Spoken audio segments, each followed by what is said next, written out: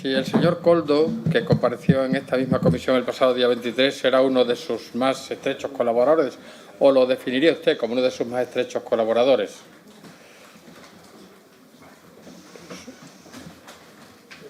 Sí, bueno, era una de las personas. Todo ministro tiene capacidad para nombrar 5 asesores eventuales que se suman a los que ya constituyen un gabinete ministerial. Yo no sabría decir exactamente cuántos tenía en el gabinete, pero este era uno de los 5 que podía nombrar. Y sí, y en la medida en que además es una persona que me acompañaba especialmente en los desplazamientos, ¿no? Porque luego en el trabajo del día al día al despacho, pues cada uno, pues lógicamente tiene una función, pero en los desplazamientos sí, y de la misma forma en que cuando te mueves con alguien siempre adquieres ese nivel de confianza, ¿no? Bien, de hecho, es un cargo de confianza en sí mismo, ¿no? Bien, entonces su función en el Ministerio, según usted, era más o menos hacerse cargo de sus desplazamientos, pero ¿encargó usted a este colaborador suyo en algún caso que estaba remunerado por el Ministerio algún tipo de gestión encaminada a la compra de cualquier tipo de material sanitario durante la pandemia, durante este periodo de la pandemia? A él en concreto no, pero también, lógicamente, estaba afectado. Tenemos que siempre contextualizar en qué momento estamos, ¿no? Estamos en el momento de la pandemia, enfrentándonos a un virus que no sabíamos nadie de qué iba, no sabíamos las consecuencias. Era como enfrentarnos a un enemigo invisible y solamente sabíamos que las muertes eran diarias, aterradoras. Mire, yo formaba parte del Comité Técnico de Seguimiento del COVID. Empezaba mi jornada a las 9:30 en la Moncloa. No había nadie en Madrid, nadie. Y lo primero que hacía era ver las estadísticas. Los muertos no bajaban. No sabíamos cómo impedir eso. Hasta que finalmente a alguien se le ocurrió que en la medida en que el virus se mueve, lo que había que parar era la movilidad. Y por eso el Ministerio tenía tanta importancia, porque es el Ministerio de la Movilidad, de los transportes, no solamente para limitar esta movilidad, sino también para garantizar el abastecimiento de transporte. En definitiva, había teletrabajo. En el Ministerio no había nadie prácticamente, éramos 5 los que habíamos. Y a los que había altos cargos que ni siquiera trabajaban en el Ministerio. Y por lo tanto a todo el mundo, y de modo, digamos, casi desesperado, encargué a todo el mundo que se pusiera a buscar un proveedor de material sanitario. De acuerdo a las reclamaciones de los propios trabajadores que no querían trabajar si no tenían equipamientos. De acuerdo a las presiones incluso de los grupos políticos. Yo tengo aquí iniciativas urgiéndonos a adquirir material sanitario. Había gente que no quería trabajar y había gente que incluso, formando parte de trabajos esenciales, nos criticaba y nos reclamaba que sus maridos o sus parejas tuvieran que ir a trabajar sin ninguna protección. En ese ambiente, claro que sí, a todo el mundo le encargué que se pusiera en marcha y todo lo supervisó el subsecretario del Ministerio. Absolutamente toda la gestión la llevó él y yo siempre he estado contento con su gestión. Creo que lo van a citar, no lo sé, no sé la lista de los citados, pero desde luego, si él está citado, él será el que podrá decir cómo se gestionó todo esto. Bien, señor Ábalos. El señor Koldo García formaba parte de alguna manera, participaba en los trabajos del comité que usted ha descrito, el Comité Técnico Interministerial que se creó para tomar decisiones sobre las contrataciones, que es a lo que es el objeto de esta comisión. No describir la situación que todos conocemos perfectamente, pero sobre la contratación. ¿Formaba parte el señor Koldo de algún tipo de trabajos en este sentido? No. ¿Y quién de su ministerio le informaba sobre las compras de material sanitario de COVID a usted? ¿El señor Koldo no le informaba de las gestiones, que luego iremos a ellas, que presuntamente se hicieron? ¿Le informaba usted, el señor Koldo, de sus gestiones? No, yo despaché todo este asunto con el subsecretario, Vale. porque era la persona que más confianza me merecía, dado que viene de la intervención de Hacienda. Aunque es verdad que se flexibilizaron absolutamente los procedimientos de contratación, eso no quiere decir que se pueda hacer al margen de la ley ni con las cautelas debidas. Y por lo tanto yo recurrí, de hecho lo nombré incluso sin tener ningún conocimiento de él, yo no lo conocía. Si lo nombré subsecretario es porque siempre el área de contratación me impuso mucho respeto. Y por lo tanto todo se lo encargué a él, toda la gestión. Y fue él también el que decidió derivar las contrataciones en torno a las empresas que tenían presupuesto en su momento, es decir, Puertos del Estado y Adif. Le diré que todas las demás compras yo no he tenido ningún conocimiento. Es más, Ahora he mirado el informe de fiscalización del Tribunal de Cuentas para venir a esta comisión y he visto que AENA, Renfe, Correos compraron también material sanitario. Todo ello de alguna forma dependía del Ministerio y no lo compraron a esta empresa. Cada uno compró donde quiso. Quitando el momento inicial, digo, efectivamente, que se lo encargué a la subsecretaría y que lo gestionó con Puertos del Estado y Adif, yo no he tenido ningún seguimiento más de ninguna compra, como de ninguna otras de un ministerio que, como saben, tiene un presupuesto tremendo. Bien, por centrar un poco la cuestión, la Audiencia Nacional, como usted sabe perfectamente, está investigando a su estrecho colaborador, como usted ha descrito antes, y a varios empresarios en una causa en la que el juez instructor le ha situado a usted mismo como intermediario. Estas pesquisas se centran en la adjudicación en 2020 de varios contratos por 54 millones de euros a la empresa Soluciones de Gestión por parte de diversos entes públicos, entre ellos el Ministerio del que usted era titular, Ministerio de Transporte, Interior y Gobiernos Balear y Canario, en los que se cree que Koldo García habría intermediado a favor de, bueno, pues de esta trama, por llamarla así, y de la cual se habrían cobrado comisiones muy cuantiosas. Todo esto, según parece, ha provocado la suspensión cautelar de su militancia en el Partido Socialista por su responsabilidad política. Por tanto, yo le pregunto, señor Ábalos, ya que usted niega haber encargado nada en este sentido al señor Koldo, ¿tenía usted conocimiento de todo esto, lo que he descrito como una trama, de toda esta organización de cobro de comisiones y de adjudicación de contratos? Bueno, permítame, con todo el respeto, que le corrija el presupuesto inicial, porque yo me he leído el sumario. Bueno, lo que he podido, porque realmente es muy farragoso. Pero, en fin, los autos que realmente y los informes de la UCO, eso sí que me lo he leído. Y ahí no dice que yo sea intermediario de nada. Solamente esa expresión se refiere en un auto que lo que hace es un copia y pega de un informe de la UCO en el que se sitúa la posibilidad de que sea intermediario un militante del PP, al que no quiero decir su nombre porque no merece ser estigmatizado, y en paralelo yo mismo, lo cual es una contradicción, o uno u otro.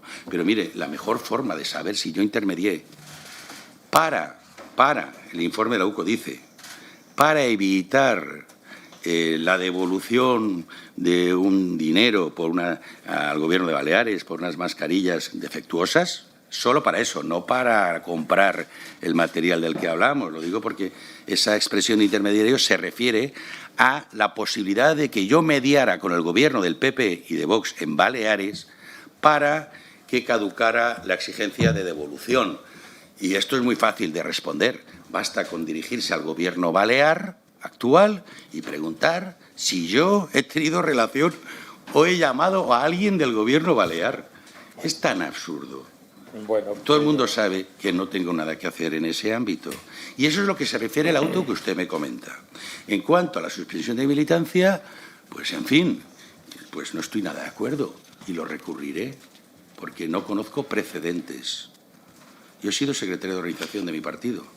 Esto no lo hice con nadie. Entiendo las situaciones, las urgencias, las premuras. Pero mire, a mí solamente me queda a estas alturas defender pocas cosas, pero muy importantes. La democracia, la justicia y los derechos humanos. Con todo lo que he vivido solamente puedo confiar en una cosa ya, en la justicia. Y no por las virtudes que pueda tener, por necesidad, porque ya no tengo en quién confiar.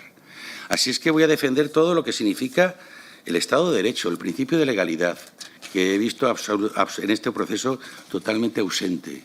De hecho, estamos aquí en un proceso que todavía no ha empezado ni las tramitaciones judiciales. Es un juicio paralelo donde se da por hecho que hay acusados, a los que no se les respeta el principio de presunción de inocencia, donde el principio acusatorio se extiende como a uno le da la gana.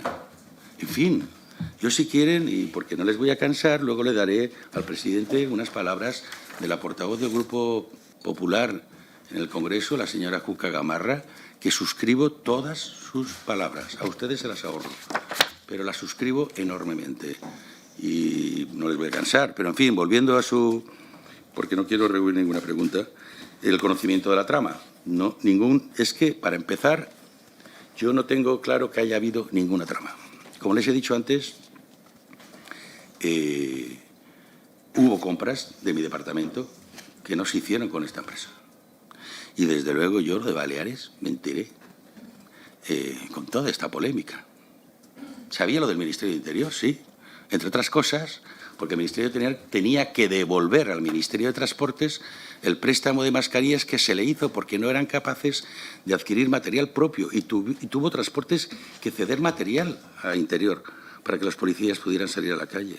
Como tuvo que ceder también incluso en un principio a Correos, hasta que Correos decidió hacer su compra. O incluso tuvo que ceder material a Sanidad. Y yo estaba satisfecho hasta hoy de toda esa gestión, porque permitió tener material, de los primeros en tener material fue el Ministerio, y a un precio sensiblemente inferior al resto de compras. Ahora, si usted me pregunta, ¿y usted cree que iban a ganar dinero las empresas? Pues por supuesto. ¿Hay alguna empresa que contrate con el Ministerio que no gane dinero? ¿Que no sabíamos exactamente que había comisionistas, todos los del mundo? Que al despacho no llegaba un montón de gente diciendo yo puedo conocer, algunos ni siquiera conocían, yo puedo conocer a alguien que traiga de China si ustedes me adelantan el dinero.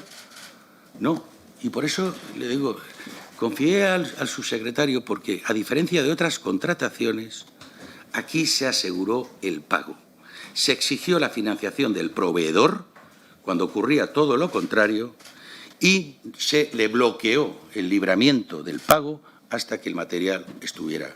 Por tanto, yo estaba contento con todo eso. Ahora veo esto, pues que lo resuelva la justicia. Y lo resuelva como tiene que hacerlo, con las garantías y también con el rigor que tenga que aplicar. Pero yo, efectivamente, ¿cómo voy a conocer esa trama? Y aparte, ¿qué ganaba yo respetando la organización de la trama? Por favor. Bueno, es una cuestión de apreciación personal la suya, ¿no? Efectivamente, todos compartimos el respeto y el interés por la democracia y el Estado de Derecho, pero no es ese el objeto de lo que yo le pregunto, señor Ábalos. Yo le ruego a usted una mayor concreción en las preguntas, en las respuestas a las preguntas que yo le hago, porque si no, esto no vamos a llegar a ninguna conclusión. Yo le pregunto, ¿usted conoce a los empresarios, señor Víctor de Aldama o Juan Carlos Cueto? ¿Los conoce usted? A Víctor de Aldama sí, lo he visto. De hecho, él era presidente del Cruz Zamora, estuvo en una campaña de promoción, me pidió incluso presentar una camiseta para la promoción del club. Era asesor de Air Europa también. Y claro que lo conozco. A los otros señores no los conozco a ninguno. Bueno, según los informes de la AUCO, como usted sabe perfectamente, entre comillas, habrían sido los responsables de hecho, cierro comillas, de los contratos investigados, de que son objeto de esta comisión de investigación. La Fiscalía cifra en 5,5 millones de euros el beneficio que habría obtenido el primero, el señor Víctor de Aldama, y en 9,6 el segundo. ¿Tiene usted o tuvo conocimiento directo o indirecto de estos contratos? No. O en este caso, siendo este ministro, ¿le pareció a usted normal el beneficio obtenido por, como usted ha dicho que las empresas están para ganar dinero, pero claro, unas comisiones tan cuantiosas son llamativas? ¿Le pareció a usted normal o tuvo usted conocimiento directo o indirecto de estos contratos? Ni de este contrato ni de ningún otro, de los márgenes empresariales, de los beneficios, de las comisiones, de lo que cobra el personal de las empresas, jamás me he metido. No tengo ni idea, pero de todas formas le digo, le podrá usted extrañar la cuantía, pero en términos de porcentaje de comisión, mucho más inferiores a otras operaciones que hemos conocido. Ya. 3 veces menos que el Ayuntamiento de Madrid. Y en términos de porcentajes de comisión. Pero si nos vamos a precios, mire, yo me remito al informe del Tribunal de Cuentas, donde dice claramente cuál fue el precio que se suministró. Y es evidente que el precio tiene algunas garantías. Una, que no malversas dinero público. 2, que reduces el margen de beneficio de los comisionistas supuestos y de las propias empresas. Así es que el precio es muy importante. Claro que sí. Vale. ¿A usted no le llamó la atención el incremento patrimonial del señor Koldo García entre 2020 y 2022, que según investigaciones habría aumentado hasta 1,5 millones de euros su patrimonio y habría adquirido pisos, automóviles, motos y otros elementos visibles, ¿no?, de nivel de vida, de opulencia, podríamos llamar? ¿No le extrañó observar en una persona, en su estrecho colaborador, un incremento de su nivel de vida tan notable? ¿No le llamó la atención durante este tiempo? No, porque no creo que se produjera en ese tiempo. Vale. El supuesto incremento según el informe de la UCO, estoy hablando de memoria, se produce a la salida del Ministerio, no mientras estuvo en el Ministerio. Y en cuanto a los vehículos que yo he podido percibir, pues no los veo muy opulentos. Era una motocicleta lo que llevaba y el resto eran vehículos de segunda mano, pero no de segunda mano así, estrictamente, sino de secundísima mano, al menos el que le vi yo, los que le he visto yo. No veo nada de eso. Y el enriquecimiento, es verdad que todo lo que he leído luego, pues ha sido una sorpresa, porque no tenía ni idea. Yo sabía, pues, de la compra del piso de los padres, eso sí que lo sabía, pero yo todo lo demás que he visto, no. Pero tampoco, en fin, todo esto he visto que he sido después de dejar el ministerio. Señor Ábalos, los investigadores de la Unidad Central Operativa de la OCU, de la Guardia Civil, consideran que le falta una pieza en sus consideraciones, en su informe. El nombre de un, y entre comillas porque ellos lo dicen así, un superjefe que en teoría estaría al frente de esta organización para compra de material inservible, para cobro de comisiones. ¿Usted tiene conocimiento de quién podría ser este superjefe que estaría al frente de lo que denominé antes como una trama? Pues ni idea, porque entre otras cosas yo no me reunía con ninguno de esos personajes. He visto incluso muchas que dicen los 4 mosqueteros que no conozco a nadie, ¿no? Ni de nombre. Yo no tenía ninguna relación con esas personas. Es que, insisto, es que dicen que existe un superjefe de la organización que estaría por encima de Koldo García, sí, y que tendría la última palabra en la toma de decisiones. Sí, también he visto que fue en uno de los autos sitúa a uno de los citados como la cabeza de la organización. Tampoco eso ha servido mucho que el juez dijera esto o señalara a esta persona, porque todo el mundo se ha empeñado en situar a Koldo García como responsable de esa organización. Pero el juez y el propio, y los informes de la UCO sitúan a otra persona, y lo dicen, no ponen muchas incógnitas al respecto. Entonces, ¿en qué escalón exacto se encontraba el señor Koldo García? O mejor dicho, ¿qué capacidad de decisión tenía encomendada este señor? Ninguna. Usted respondía, no respondía usted de las gestiones o decisiones de este señor, porque, claro, él actuaba, según se infiere de las investigaciones, en nombre de usted. O sea, si no, el señor Koldo García no es nadie. Usted era ministro, el señor Koldo García era alguien porque era uno de sus estrechos colaboradores. Por eso le pregunto, ¿respondió usted de sus gestiones o qué capacidad de decisión tenía este señor? Ninguna capacidad. Es más, creo que ha habido alguna iniciativa del Congreso preguntando al respecto qué autoridad tiene. Ninguna. Un personal de confianza no tiene ninguna. Primero, no ocupa ningún nivel jerárquico en la Administración. Segundo, no tiene ninguna capacidad resolutiva. Creo que ni siquiera se le puede considerar servidor público. Fíjese. Pero, según la doctrina jurisprudencial, pero en todo caso, no tiene ninguna capacidad. Es posible que siempre cupiera la posibilidad de que alguien, precisamente por el nivel de confianza que pudiera tener conmigo, se sintiera influido por ello. Pero era tan fácil como venir a decírmelo, tan fácil como ponerlo en cuestión. Cuando no hacerle ningún caso. Y, de hecho, como le digo, es que hay empresas que podrían haberlo hecho si hubiera tenido esa influencia y no compraron ese material. Pero yo, de todas formas, no voy a presuponer lo que usted está diciendo porque parece que está afirmando ya hechos que están por juzgar. Ni siquiera se han producido declaraciones en la sede judicial. Y usted está dando por hechos o dice simplemente como se deduce. Mire, estamos ante un proceso penal donde las deducciones, las conjeturas y lo de se infiere no tienen ningún sentido.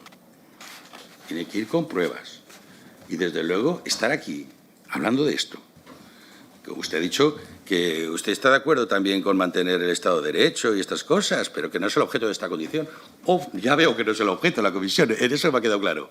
Pero son los límites del trabajo de esta comisión, como del Congreso, como del Senado, como del Gobierno, como de todos los poderes del Estado. Tienen que estar limitados al Estado de Derecho. Y el Estado de Derecho establece claramente garantías procesales, presunción de inocencia, que no es solamente una cuestión constitucional, sino, como decía la señora Cuca Gamarra, también de derechos humanos. Y eso hay que respetarlo.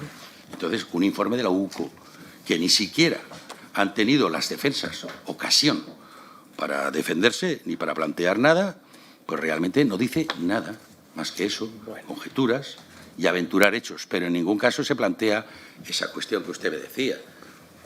Muy bien. Señor Ábalos, usted encargó la compra de mascarillas para Puertos del Estado y para Adif.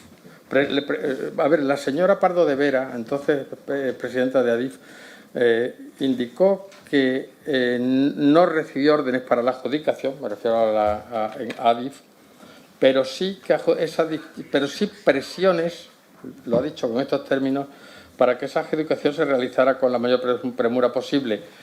¿Presionó usted en ese sentido? Por favor, me gustaría hacerle alguna otra pregunta, dígame con la mayor concreción posible si presionó. Yo presioné a todo el equipo de ministerio que no estaba en casa, era la mayoría, para que se adquiriera material urgentemente. Vale. Lo que no dije ni a quién ni cómo. Vale, pero sí claro que se adquiriera, porque la urgencia era tremenda. Y presioné, claro que presioné.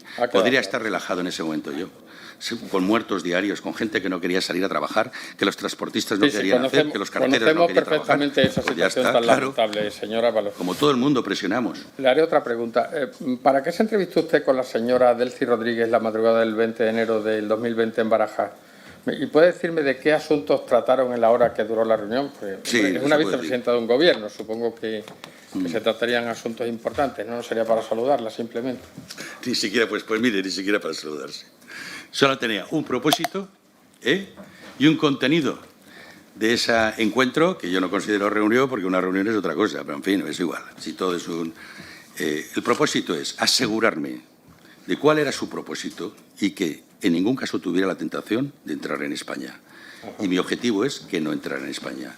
Y eso es lo que conseguí. Por lo tanto, si tengo que conseguir eso, no estoy como para hablar de otras cosas que ni me van ni me vienen y para lo que yo no tenía ninguna competencia. Vale, vale. Estrictamente eso. Y señor Ábalos, ¿qué pintaba el señor Víctor de Aldama en aquella reunión y el señor Coldo con usted? Pues no, Coldo me llevó al aeropuerto a esas horas. Pues ¿Quién, Víctor de Aldama o el señor Coldo? No, el señor Coldo, el señor Coldo. Y de hecho pues había actos incluso pues de partido, que yo no quería ir con coche oficial, por ejemplo, porque no solamente en esa ocasión, y él me llevaba con un coche del partido. ¿Y por qué no quería Quiero decir que no era la única ocasión que el señor Coldo me podía llevar a un sitio. El que efectivamente creo recordar que estaba el señor Aldama en el parking de la terminal. ¿Por qué no quería usted con el coche oficial? Ni que fue... ¿Perdón? ¿Que por qué no quería usted ir con el coche oficial? Pues porque está a su servicio todo el tiempo, ¿no? Sí, pero el coche oficial no está en la puerta. Ya. No lo tengo en la puerta. Hay que llamar al servicio claro, de seguridad. Sí. No tenía tiempo. No tenía tiempo para todo eso. Puedo deducir. A ver, es llamativo, ¿no?, que el señor Víctor de Aldama está en estas... A ver, ¿usted considera apropiado que la vicepresidenta de Venezuela, esta señora que tiene los activos congelados y una prohibición de viajar, y dice usted que se presentó allí para que no bajara del avión? ¿Usted cree que eso es el cometido del ministro de Transportes? ¿Usted cree que es usted a quien le correspondía esta gestión de que no se bajara del avión esta señora? ¿No había otra persona dedicada a estos menesteres? Es que no acabo de comprender por qué usted, precisamente, con el señor Víctor de Aldama y con el señor Coldo García. No sé, no le veo lógica. Ya le he dicho que no fui con el señor Aldama, que lo vi en el parking. Como creo que también lo ha citado, le preguntan a él qué hacía allí. Pero, pues mire, la ministra de Asuntos Exteriores, que hubiera sido casi la más conveniente, estaba fuera de España. Fue ella justamente la que me llamó para decirme... Yo tenía relación con el ministro de Turismo, que sí que efectivamente acompañaba en el viaje y que efectivamente él sí que bajó el avión. Por eso el avión llegó hasta Barajas, porque ahí desembarcó el ministro de Turismo para participar en Fitur. Sobre él no recaía ninguna sanción de la Unión Europea y, por lo tanto, podía entrar como así hizo y participó en Fitur y participó en la recepción de Su Majestad el Rey y, en fin, en todos los actos que le correspondían. Él no estaba afectado por estas sanciones, pero sí que cuando el Ministerio supo de que en ese vuelo, por el plan de vuelo y porque tienen que comunicar qué personas van en el vuelo, iba la vicepresidenta, eso sí que es verdad que encendió un poco las alarmas en el Ministerio de Exteriores respecto de por qué acompañaba ese avión y que no tuviera la tentación de bajar junto con el ministro de Turismo. Entonces, ¿por qué? Usted no sabe por qué estaba ya el señor Víctor de Aldama, no sabía si tenía algún cargo comercial del señor Hidalgo de Europa, que sabemos que también entra todo con él. ¿Sabe usted algo de esto? No, yo sé que el señor Aldama tenía muchas relaciones con Venezuela, pero es curioso porque lo tenía con tirios y troyanos, quiero decir, que tenía relaciones con el gobierno y con la oposición. Y con usted, según parece, ¿no? También, ¿no? De lo que se... No, conmigo lo tenía a través de la empresa. No tenía ninguna relación personal conmigo. Bueno. Pero si a usted le apetece establecer la conjetura, pues no, tampoco me voy a ofender por eso, ¿eh? No, mi intención no es ofenderle en ningún caso, simplemente por eso, esclarecer. No se lo tome usted por ese... No. O sea, yo no quiero ofenderle a usted en absoluto. Lo que intento es hacer mi trabajo como senador y esclarecer en la medida de lo posible estas circunstancias que evidentemente han merecido la apertura de un expediente en el judicial y todo el escándalo que conlleva, ¿no? ¿Usted informó a Pedro Sánchez de la visita de la señora esta, de la tal Delcy Rodríguez, de la vicepresidenta? Porque, hombre, tratándose una vicepresidenta de un gobierno, es una visita importante que el señor presidente debería haber conocido en su día, ¿no? Por supuesto, y él además no solamente eso, sino que hizo también público que efectivamente yo había atendido una misión diplomática y con éxito. ¿Lo calificaría usted de misión diplomática? ¿Usted cómo lo calificaría? ¿Misión de guerra?